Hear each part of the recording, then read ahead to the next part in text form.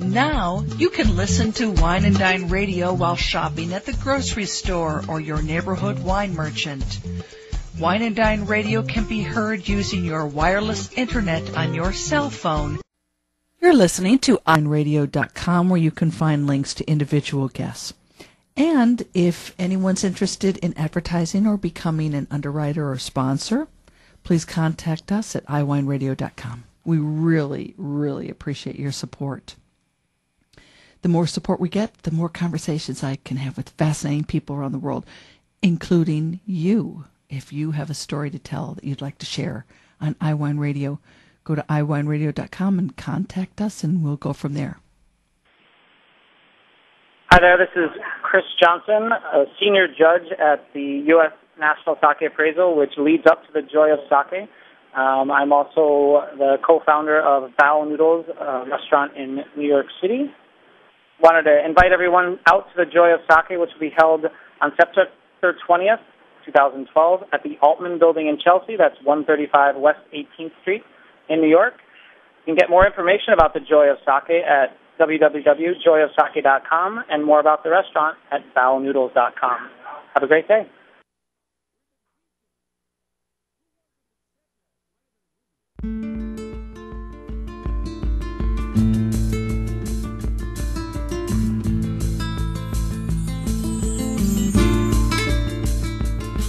Welcome to Wine and Dine Radio. I'm Lynn Creelo-Chamberlain.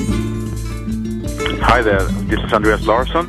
Hi, this is John Capon. My name is Madhur Jaffrey. Hi, my name is Heike Platter. I'm from the Alto Adige region, or Südtirol.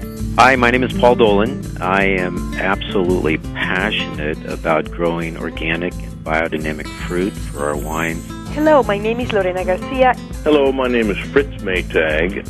This is Joyce Locke. I'm the author of Foodie Fight. Hi, this is Lydia Mandave, founder of 29 Cosmetics. Cheers, this is Rob Barnett, CEO and founder of VinVillage.com, where wine lovers connect. This year we're going to refresh your memory about an upcoming event that we spoke to last year. Chris Pierce, the coordinator of the Joy of Sake and one of 43 certified sake assessors in the world. The event in New York City is taking place on September 20th, featuring 359 premium labels. So this is the 12th year of the Joy of Sake. But we're not talking to Chris Pierce because I always like meeting new people. This year we get the pleasure of meeting Chris Johnson, a senior judge at the U.S. National Sake Appraisal. He is the owner and co-founder of Manhattan's Bao Noodles. And I'm going to have a link up to the restaurant as well. The menu is to die for. And Chris, I wish so much that I could order takeout from where I live on the coast of North Carolina. Next time I'm down there, I'll bring you some. How did you, or when did you develop this incredible interest in sake and in Vietnamese food? Well, sake started kind of interesting. It's a long version of the story, but I'll go quick. My grandfather was commander of the 7th Fleet after World War II and stationed in Japan. So I grew up with lots of Japanese influence. After college, I moved to Japan and taught English to junior high school students for 3 years. Whoa. So in that stay, I was exposed to very rustic styles of sake. I didn't get to learn about the premium sakes that we judge and will be showing at this great event, Joy of Sake, until I actually returned to New York and started working in restaurant business. And I fell in love with it. I realized how beautiful the beverage could be and said, okay, yeah, this is one of the things that I really want to specialize in and learn more about every day. And then Vietnamese food was post working in many Japanese restaurants, decided it was time to open my own with my partner. We were searching for a place. He had just come back from a 9-month sabbatical in Southeast Asia, mostly in Vietnam. The space we were looking for was a Vietnamese restaurant. We tasted the food. We looked at each other and said, we could do this. Oh, and that's how Vietnamese food began in my world 10 years ago. Oh, it's so healthy. Yeah, it's a great cuisine, and actually sake is a brilliant foil for it because of all the herbaceousness and herbs used and the fresh flavors and the crisp, clean notes.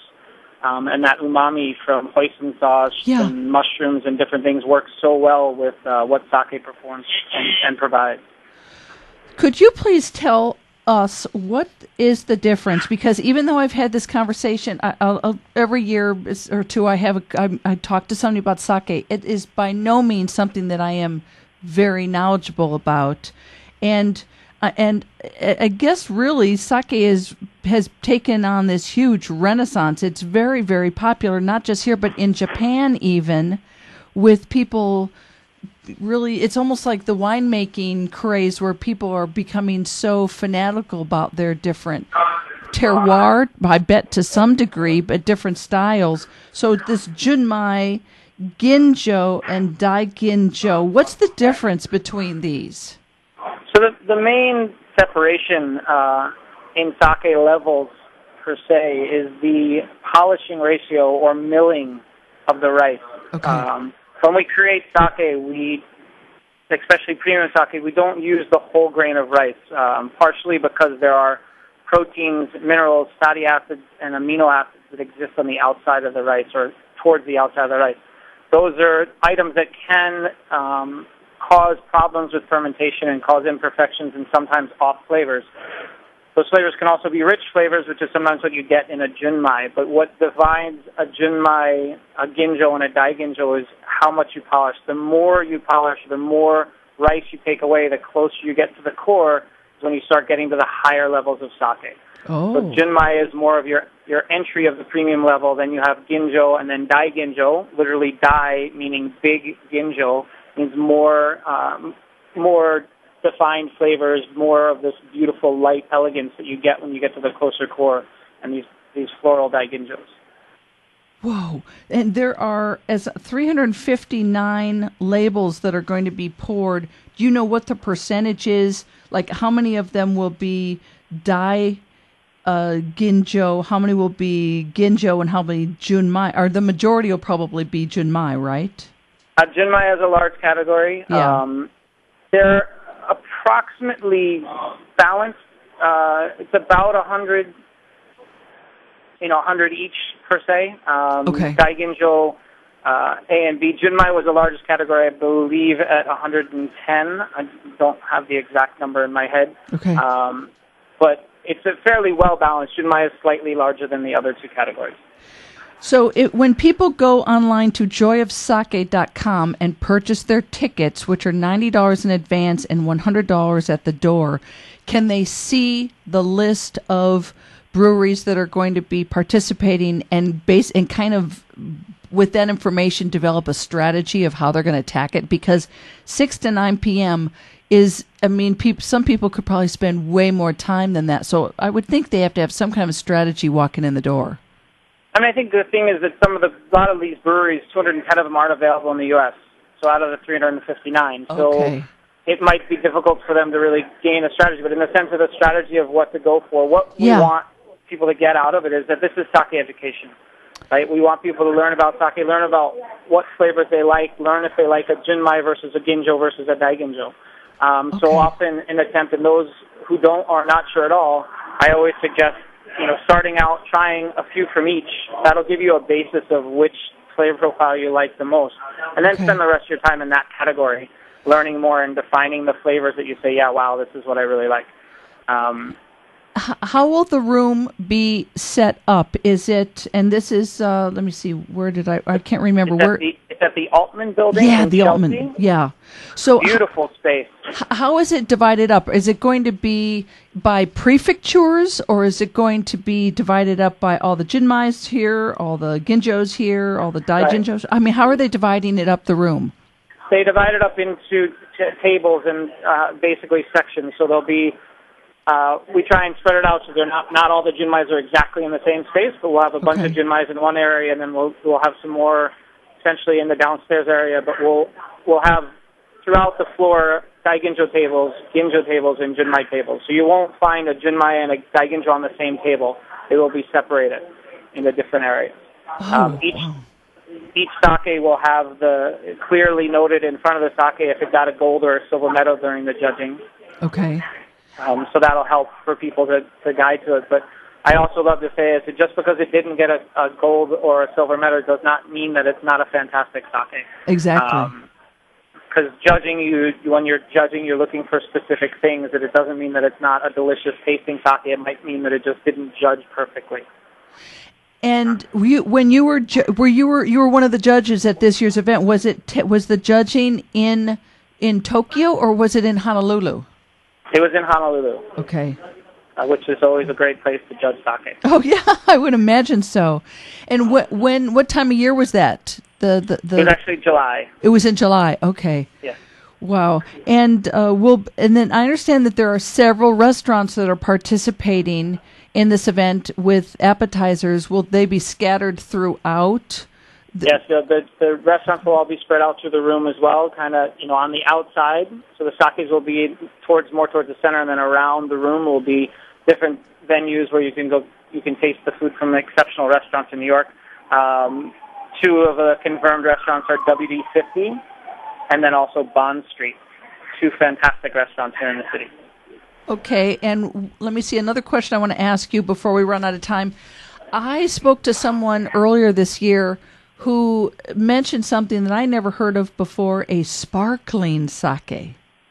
Yes, sparkling sake is a great new kind of fun trend, keeping sake, quote-unquote, not that it's not relevant, but more to the modern changes in people loving sparkling.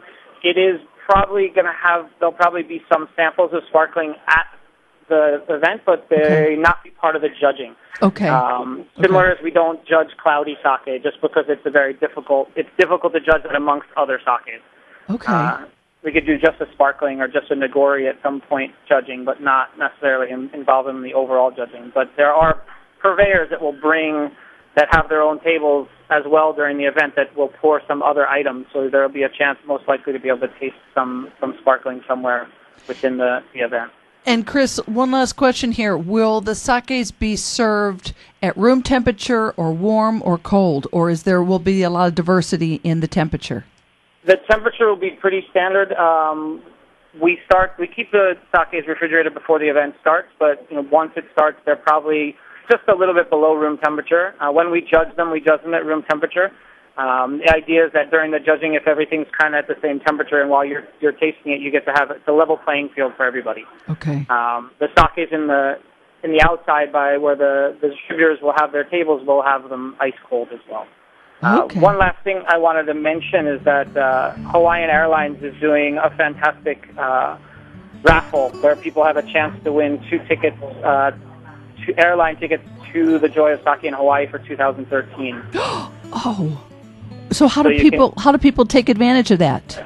You can enter at the Joy of Sake website. Okay. And the contest kicks off at the 29th, and the announcing will be drawn on the 21st September. Oh, fantastic. Thank you for mentioning that. No worries. Well, Chris Johnson, this has been a great pleasure meeting you. I thank you so very much for joining us this week on Wine and Dine. And thank you, and remember, Joy of Sake. Now you can listen to Wine and Dine Radio while shopping at the grocery store or your neighborhood wine merchant. Wine and Dine Radio can be heard using your wireless internet on your cell phone. You're listening to iWineRadio. iWineRadio is a production of Food Tastes Better with Wine on the web at iWineRadio.com.